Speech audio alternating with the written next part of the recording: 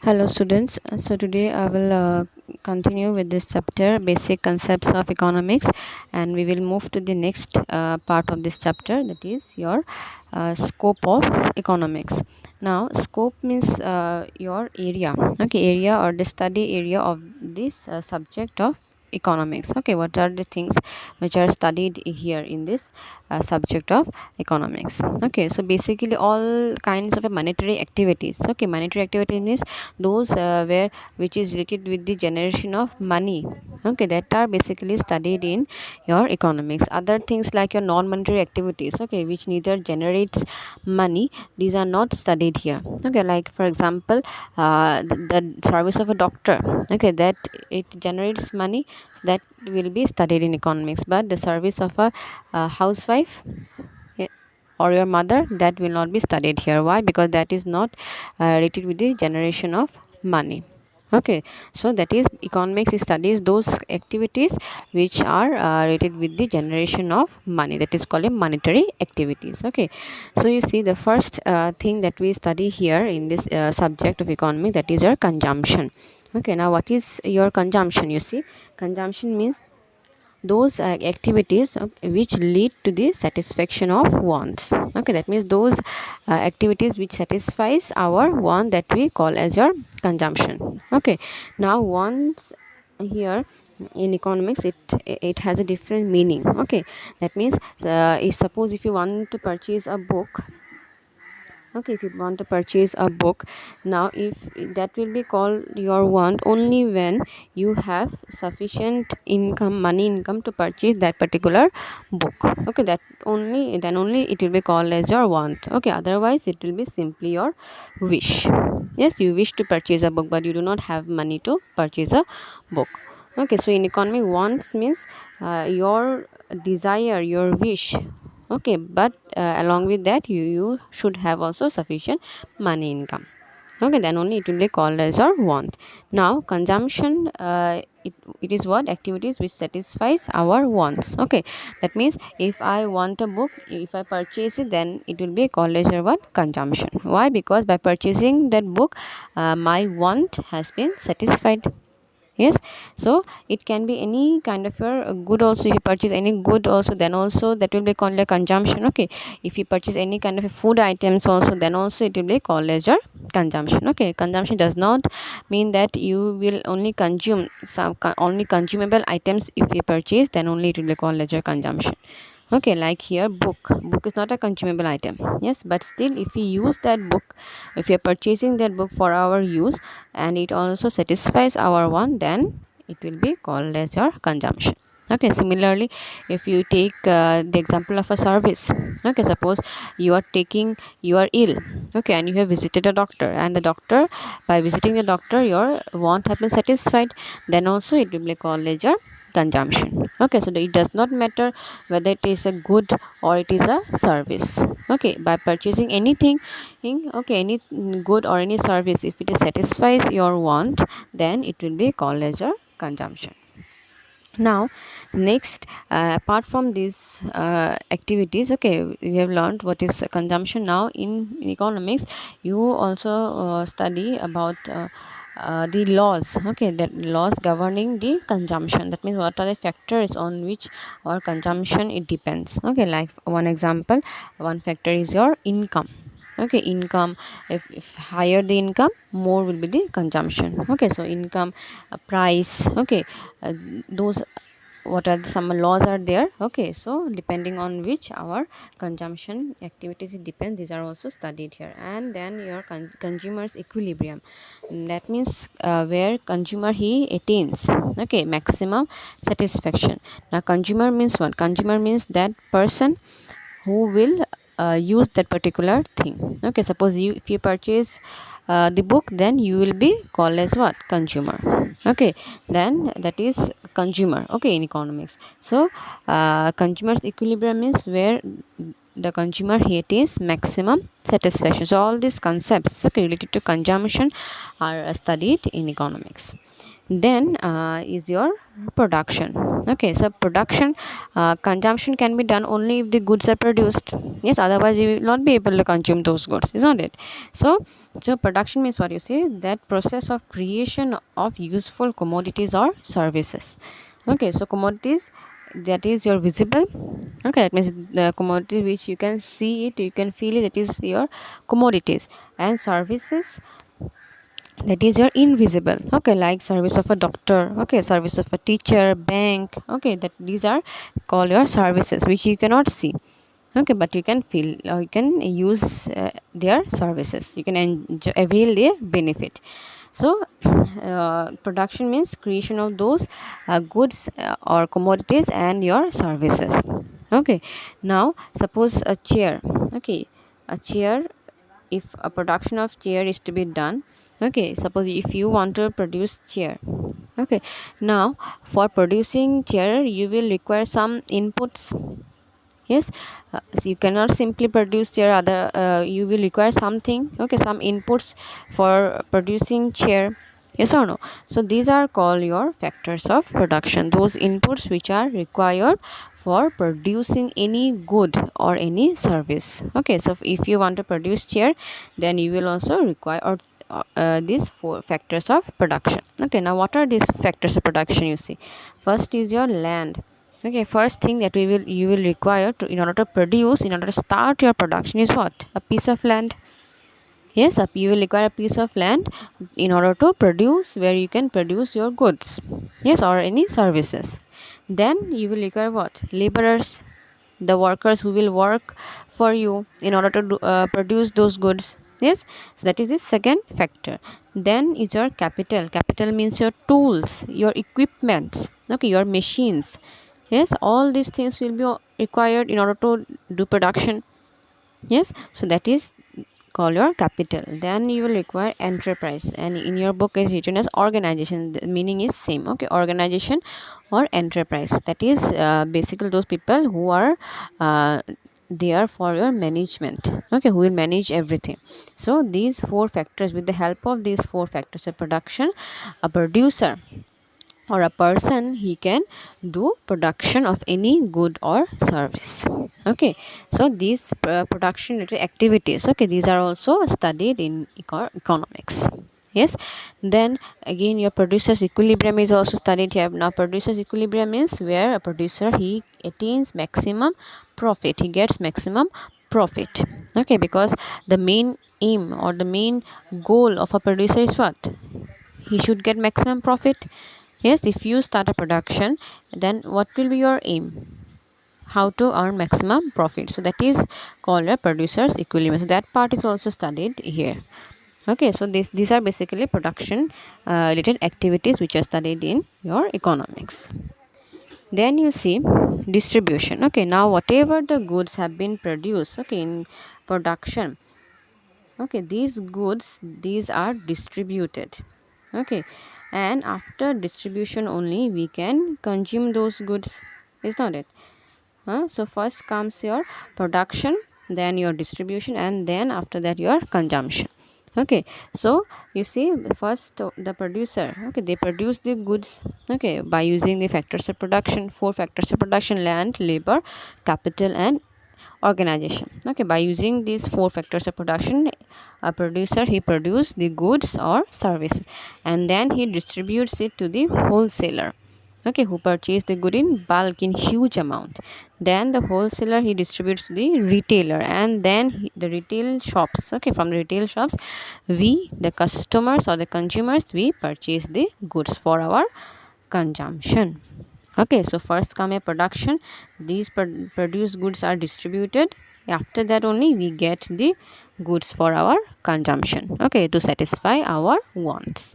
Okay, so that is your distribution part. Next is your exchange. Okay, now you see, not any region or any country, okay, they these are not self sufficient in everything. Okay, some countries are have enough of some, or they can produce huge amount of one particular good. Okay, whereas they cannot produce the other kind of your good. Okay, suppose in Assam, okay, the production of tea is very good here. Yes, but this same production of tea is not good in the other states of India. Okay, suppose Jammu Kashmir or Haryana. Okay, so that means what? Not any region. Okay, they are not self sufficient in in the production of everything. Yes, so that is why your exchange is very necessary. Okay, that means those regions who have enough of those but good, okay, they can exchange it with those regions who do not have, or they have very less amount of those goods. Okay, so that is called your exchange, and that is why your trade. Okay, trade means your exchange of goods and services. Okay, so trade, it becomes possible because of that. Why? Because any country, okay, not any country is sufficient in everything.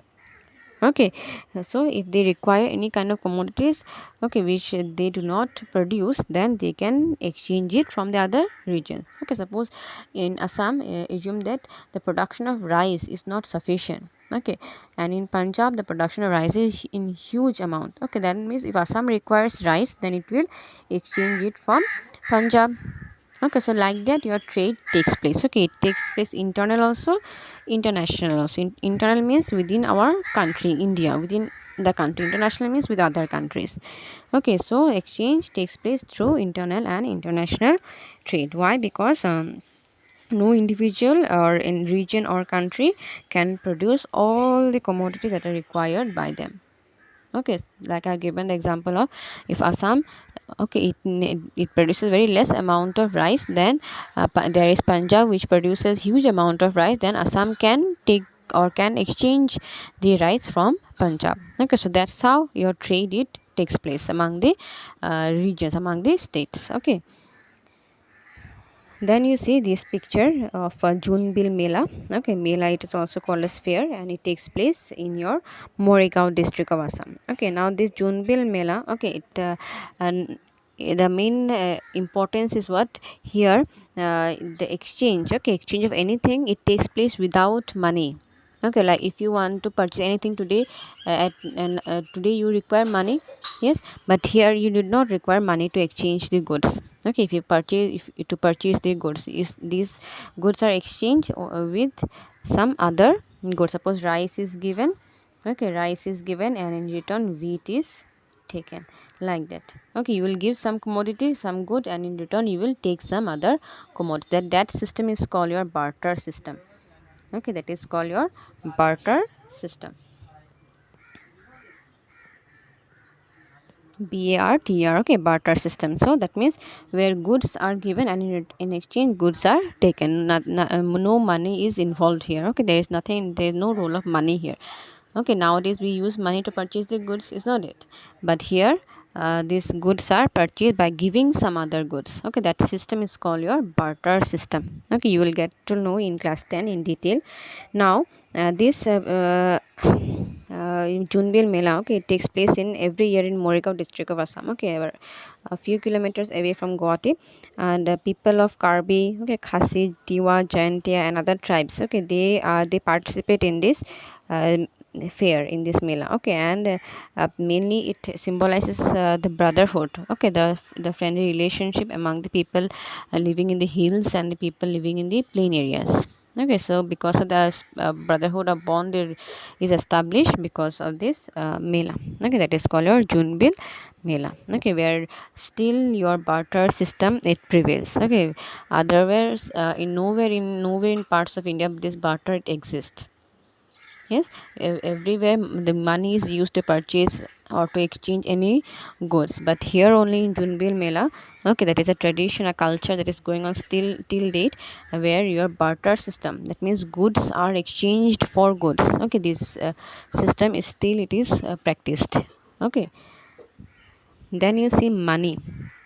So before the evolution of money, all the exchanges it took place in the form of a barter system. Okay, like the picture I gave you in the earlier. That means one commodity, one person will give one commodity, and in return, the other person will give his commodity. Okay, that is called a barter system. Direct exchanges of goods for goods. Okay, now this system of barter has several shortcomings. That means there are several problems in this barter system. Okay, and because of which this system, okay, which prevailed before money. Okay, earlier there was around your many years ago, money was not existing. Okay, barter system was prevailing at that time. Now because barters had many loopholes, many problems, this system could not last for long. Okay, so ultimately which led to the breakdown of this barter system, and ultimately money it has come into picture. Okay, so money it has removed all the difficulties that is there in barter system. Okay, now what is money? Basically, money it is a medium of exchange. Okay, medium means through which you can purchase any good or any service. That is called your money. It acts as a medium. Okay, medium of exchanging goods or services. Okay, so after the coming of money, the problem that were faced in this barter system, it got solved out. Okay, until that money it is efficiently it is used for exchanging any goods and services. So that is the concepts of money. Okay, its role, the functions. Okay, all these are studied in economics. Okay, how money it came into picture. Okay, so all these things are studied in economics. Then you see income. Okay, so in income, national income, how to calculate national income. Okay, then your per capita income. Okay, then production of income, then distribution of income, and all these concepts, these are also studied in economics. Then is a public finance. Okay, in public finance, basically public finance study of public revenue. That means government income. Revenue means income. Okay, income of the government. So how government and it collects the revenue. Okay, like through tax. It's not a one way to collect income. Earn income of the government is to through tax. So public revenue it is studied here. Then public expenditure, that means where the government it spends its money, that is called public expenditure. Okay, and public debt means when government it takes loan. Okay, loan, that is called your debt. Okay, so all these things are studied in public finance. Then is your welfare economics. Okay, so in welfare economics, mainly your economics like your Pigo, then Pareto, Hicks, okay, Amartya Sen, they have popularized this concept of welfare economics. So that is basically your individual and collective welfare aspects of these activities will also have to be taken into account apart from a production and consumption. Okay, and your distribution, the welfare activities are also very much essential. Okay, so that was popularized by these economists. Okay, if we go then Wilford Pareto, then Hicks, Amartya Sen, all these economists they popularized the concept of welfare economics. Then comes your economics of environment. You see now because of the process of industrialization, okay, and urbanization, the number of industries have been increasing. Okay, that is called your industrialization. Okay, when the number of industries is increased at a rapid rate, these are called your industrialization. Now because of industrialization, okay, because every country or every region they want to develop, yes, they want to progress, and because of that industries are very much required. Yes, so because of the growth of industries or industrialization, the process of industrialization, okay, many activities have hampered the balance of the environment. Okay, the environmental balance have been disturbed because of industrialization, growth of huge number of industries. Okay, because pollution takes place. Okay, cutting down of huge number of trees takes place, of natural resources that get damaged. Okay, so because of that our environment, the balance of in the environment has been disturbed, okay, because of continuous industrialization for economic development, because all countries they want economic development, and for that they need industries to set up.